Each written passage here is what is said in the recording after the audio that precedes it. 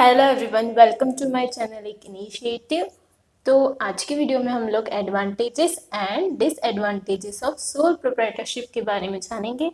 Previous video में मैंने features और मीनिंग के बारे में डिस्कस किया था, तो अगर किसी ने वाली वीडियो नहीं देखी तो वाली वीडियो पे जाइए, जिसको मैंने डिस्क्रिप्शन बॉक्स में लिंक डाल दी है एंड आई बटन में भी मेंशन कर दिया है। वो वाली वीडियो के देखने के बाद ही आपको एडवांटेजेस एंड डिसएडवांटेजेस अच्छे से समझ आएंगे। तो पहले वाली वीडियो देखना, उसके बाद ये वाली वीडियो देखना। एंड अगर और भी कोई टॉपिक के बारे में आपको जानना हो, फॉर एग्जांपल बिजनेस स्टडीज से रिलेटेड या फिर पावर पॉइंट से रिलेटेड, तो प्लेलिस्ट में जाना मेरी, आपको दोनों की प्लेलिस्ट वहाँ पे दिख जाएगी और वहाँ पे जाके आप देख सकते हो। So let's start. तो let's see what are the advantages of sole proprietorship firm. इसके एडवांटेजेस क्या हो सकते हैं? सबसे पहला होता है क्विक डिसीजंस।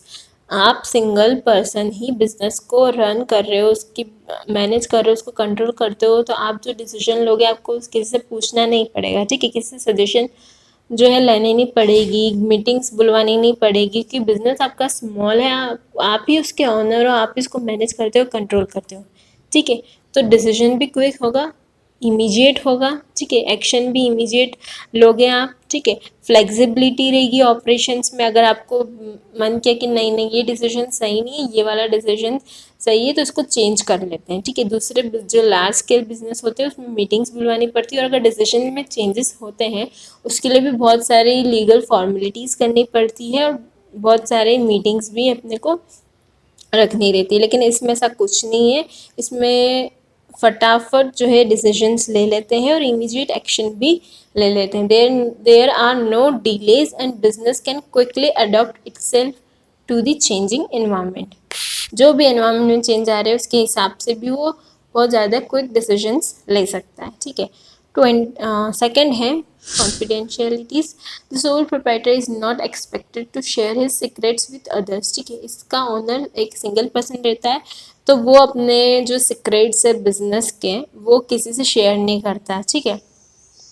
क्योंकि कोई लीगल कंपल्शन नहीं होता है सोल प्रोप्राइटरशिप के लिए टू पब्लिश हिज अकाउंट्स, ठीक है? All the decisions are taken by the proprietor, so it becomes easy for him to maintain secrecy and got better competitive strength. सारे डिसीजंस वही लेता है, सारी जो उसके ऑर्गेनाइजेशन, सारी जो उसकी बिजनेस है उसके जो इन्फॉर्मेशन है बहुत सारी वही लेता है, उसकी कैपेसिटी थी, और वो किसी शेयर नहीं करता है, तो बहुत ज़्यादा सिक्योरिटी होती है बहुत इन्फॉर्मेशन की, ताकि इधर उधर जो है लीक ना हो, और कॉम्पिटिटिव स्ट्रेंथ भी इसकी बेटर हो जाती है, ठीक है? क्योंकि अगर दूसरे जो बिज़नेस होते हैं उसमें बहुत सारे स्टेप्स होते हैं एक डिसीजन लेने में, और उसकी इंफॉर्मेशन बहुत बार जो है दूसरी कंपनी से, दूसरे बिजनेस से शेयर होती है, उसके एम्प्लॉयज़ को शेयर कर देते हैं।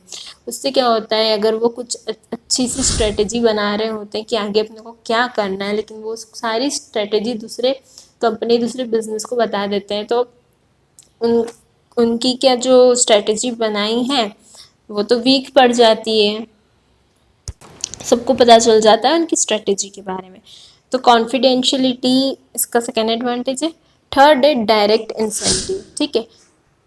तो जो सोल प्रोप्राइटरशिप फर्म होती है उसका डायरेक्ट रिलेशन होता है किससे? जो उसका ऑनर है ना?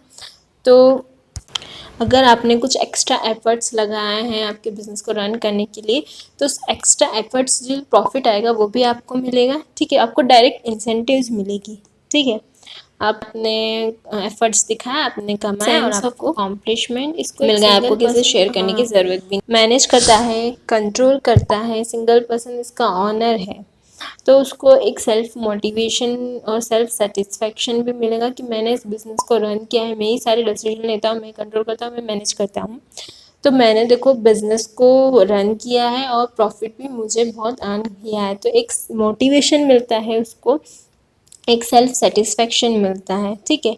उसका ही मतलब होता है सेंस ऑफ अकॉम्प्लिशमेंट, मतलब उसने ये जो है हासिल किया है, ये उसने अकॉम्प्लिश किया है, तो और उसको कॉन्फिडेंस भी उस चीज़ में मिलता है। तो ये फोर्थ पॉइंट क्लियर हो गया, sense of accomplishment.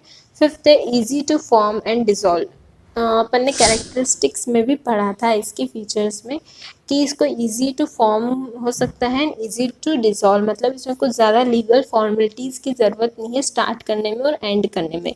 Business honour उसकी मर्ज़ी से स्टार्ट करता है कभी भी और उसकी मर्ज़ी से वो कभी भी उसको क्लोज़ कर देता है। ये सारे इसके एडवांटेजेस हो गए। डिसएडवांटेजेस देखते हैं। Limited resource. First is limited resources. जो सोल प्रोप्राइटरशिप होता है ना, वो एक ही सिंगल पर्सन उसको फाइनेंस करता है, ठीक है। वही उसके पास जो भी कैश रहती है वही उसमें इन्वेस्ट करता है एज फॉर्म ऑफ कैपिटल, तो उसके पास रिसोर्सेज कम होती है, ठीक है। जो सिंगल पर्सन की कैपेसिटी होती है ना फाइनेंस करने की, फंड्स की, वो बहुत कम रहती है, ठीक है। इससे उसके बिजनेस के जो स्कोप है ना वो कम हो जाता है, मतलब उसकी ग्रोथ ज़्यादा नहीं हो पाती, उसकी ग्रोथ बहुत ही कम होती है। और जब फंड्स जो है ना सफिशिएंट नहीं रहते, ठीक है।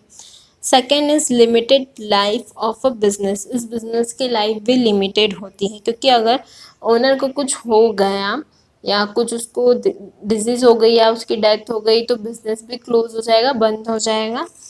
थर्ड है अनलिमिटेड लाइबिलिटी में, ये भी उसका एक डिसएडवांटेज है। अगर उसको कोई लाइबिलिटी पे करनी है तो उसको अपनी पर्सनल एसेट्स बेचनी पड़ेगी, अपनी पर्सनल प्रॉपर्टी बेचनी पड़ेगी, ठीक है।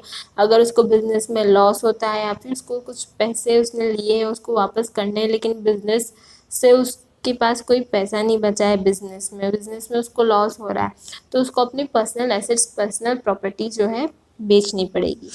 फोर्थ है लिमिटेड मैनेजरियल स्किल। एक बिजनेस जो सिंगल पर्सन है, सिंगल ऑनर है, उसके पास लिमिटेड स्किल होगी, ठीक है। उसके पास इतनी ज़्यादा स्किल नहीं होगी, वो सारी फील्ड्स में एक्सपर्ट नहीं होगा, ठीक है। वो हो सकता है कि एक गुड सेल्स पर्सन हो बट एक गुड मैनेजर ना हो, ठीक है।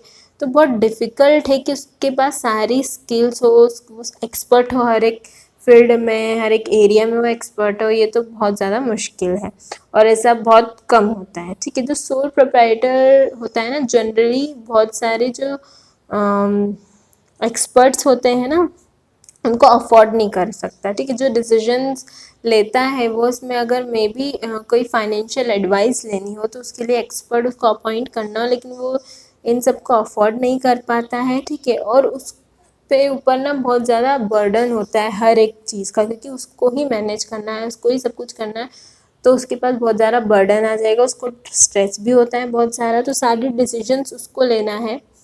सो ये जो लिमिटेड मैनेजर स्किल है ना, इसमें यही आता है कि उसके पास स्किल्स कम होती हैं, वो हर एक फील्ड में एक्सपर्ट नहीं होता, ठीक है। और वो अफोर्ड भी नहीं कर सकता है कि वो एक्सपर्ट को एम्प्लॉय करे उसके बिजनेस में, और सारे टास्क का बर्डन, सारी एक्टिविटीज़ का बर्डन उसके ऊपर रहता है।